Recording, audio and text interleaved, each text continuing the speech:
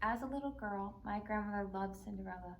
I remember sitting on her couch watching Cinderella and dreaming about my Prince Charming.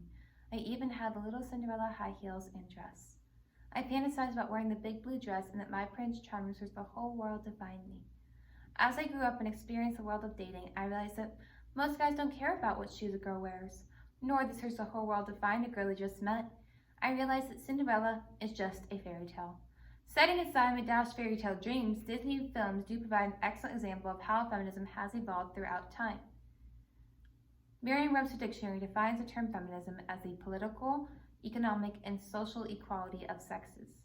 Although feminism has advanced since the times of Cinderella, feminist ideals can stand in direct opposition to the values of classic masculinity.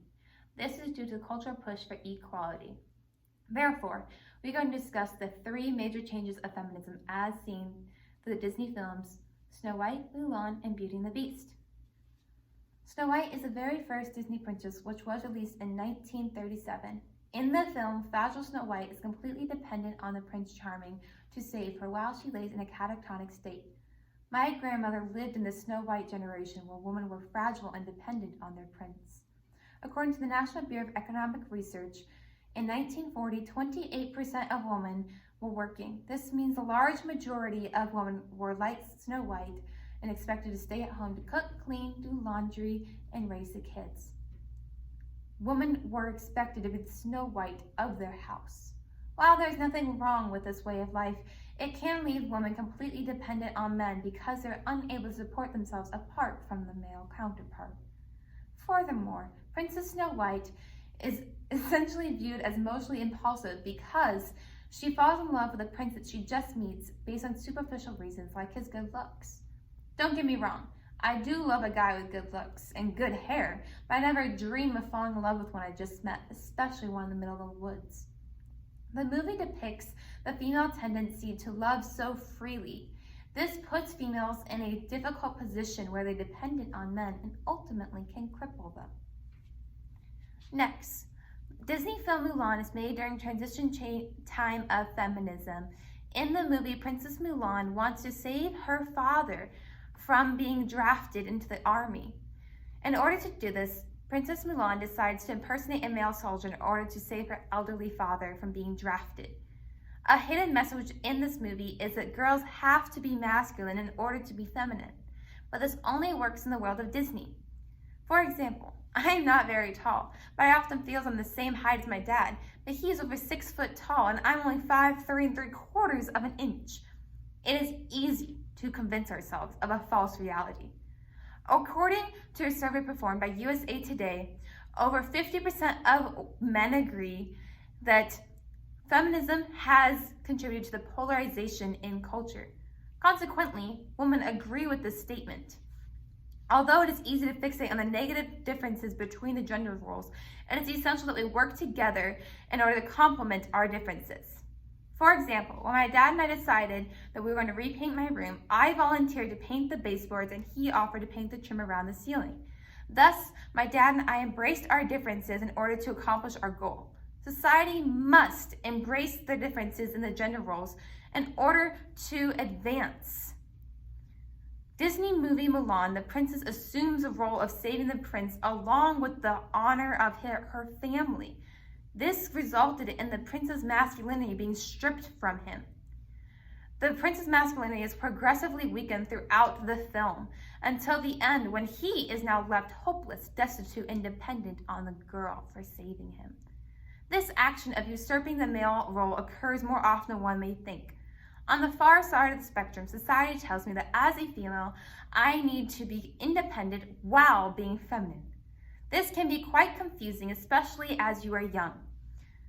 For example, often whenever I'm leaving school or going into school between classes, a guy will open a door, yet I want to be independent and exert my independence, so I ignore his help and open my own door.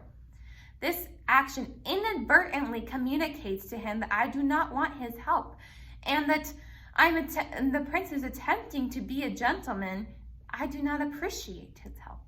Instead of taking offense and trying to exert my independence, I should thank him and not let my desire for independence outshadow his classic masculinity. Sometimes I like being treated like a princess. Finally, Disney did perfect the perfect balance of feminism in the film Beauty and the Beast. Unfortunately, the culture has seized the male role by convincing females that the only way they can be respected is to eliminate classic masculinity. The Washington Post conducted a poll and found that when asked if feminism movement unfairly blames men for women's challenges, 40% of females and 52% of men agreed with the statement. This means that a sizable majority of people believe that the feminist movement unfairly blames men for women's difficulties. The Disney film Beauty and the Beast captures a balanced version of feminism. Everyone has their difficulties, but Belle is a smart princess who sacrifices herself to save her father while not usurping the male role. Belle demonstrates self-confidence through not being dependent on the male while living in harmony with the opposite gender. She recognizes that the narcissistic Gaston did not meet her standards for a good husband. In contrast, while the Beast does seem rough around the edges, he diligently pursued Belle as a friend and won her affection. Additionally, Beauty and the Beast were able to perfect a complementary relationship because Belle saved the Beast by loving his character, not superficial attributes like his good hair. Additionally, the Beast saved Belle. When Belle ran off into the woods, the Beast ran after and saved her. The man and the woman were the heroes. No one's masculinity or femininity was lost. Unlike Cinderella, Belle was not amused by fragile glass slippers or a dashing prince with good looks. Instead, Belle loved the unfailing character of the Beast. Beauty and the Beast were able to complement each other and make a complementary relationship. Unfortunately, culture today has removed this component and made it seem impossible for genders to be complementary. Instead, they must be supplementary. In conclusion, today we have to discuss the progression of feminism as seen through the Disney films Snow White, Mulan, and Beauty and the Beast. While at a young age, my grandmother instilled into me a love for Disney and all Disney princesses. Although there have been many advancements in feminism, it is important that we do not stop now. There is still room for improvement. Therefore, the feminist movement must continue to discuss these issues in order to revise and make a balanced version of a healthy relationship.